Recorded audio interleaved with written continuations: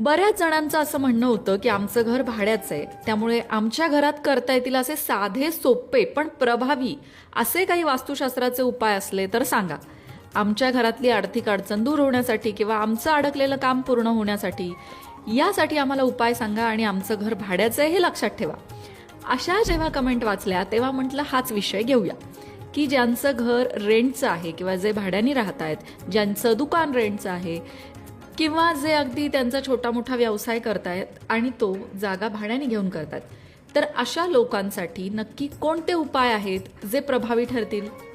त्यामध्ये सगळ्यात पहिला उपाय, आता ज्यांच्या घरात सतत आजारपण आहेत किंवा नैराश्य जाणवतंय. बऱ्याचदा आपण असं होतं की रेंटनी घर घेतो आणि त्या घरात प्रसन्नच वाटत नाही, उगाचच मनावर मळप साठलंय किंवा नैराश्य जाणवतंय. अशा वेळी काय करायचंय, रोज तुम्ही जी फरशी पुसता की नाही, त्या फरशी पुसण्याच्या पाण्यामध्ये समुद्री मीठ अर्थात खडे मीठ टाकायचे.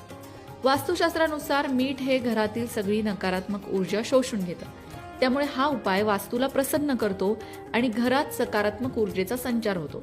त्यामुळे जर तुम्ही रेंटनी घर घेतलं असेल किंवा रेंटनी तुमचं शॉप असेल तर फरशी पुसताना तुम्ही खडे मीठ त्या पाण्यामध्ये नक्की टाकू शकता. हा अत्यंत प्रभावी उपाय आहे वास्तूला प्रसन्न करण्यासाठी. आता आणखीन एक दुसरा उपाय तुम्ही करू शकता, तो म्हणजे तुमचा घराचा जो मुख्य दरवाजा असेल, मुख्य प्रवेशद्वार असेल, त्या मुख्य प्रवेशद्वारावर कुंकवाने स्वस्तिक काढायचं.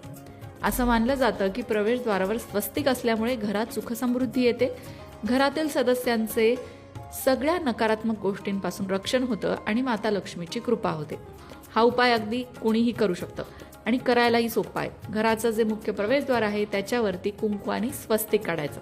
आता हे उपाय दिसत जरी अगदी साधे सोपे असले, तुमच्या मनात असं येऊ शकतं की एवढंसं केल्याने काय होणार आहे. पण कुठलाही उपाय जेव्हा आपण सातत्याने करतो, सातत्याने म्हणजे खंड न पडू देता सलग काही दिवस करतो, तेव्हा त्याचे सकारात्मक परिणाम जाणवतात.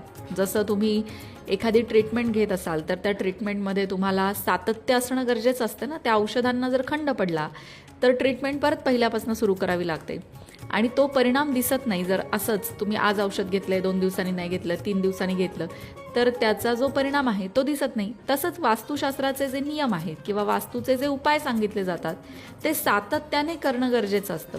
4 दिवस केलं, 5 दिवस सोडून दिलं, परत 2 दिवस केलं, परत सोडून दिलं, अशा गोष्टींमुळे ना रिझल्ट दिसतो आणि मग आपण म्हणतो की हे वास्तुशास्त्र फालतू आहे, याचा काही अनुभव येत नाही, कारण की त्यात सांगितलेल्या नियमांचं काटेकोरपणे पालन आपण करत नाही.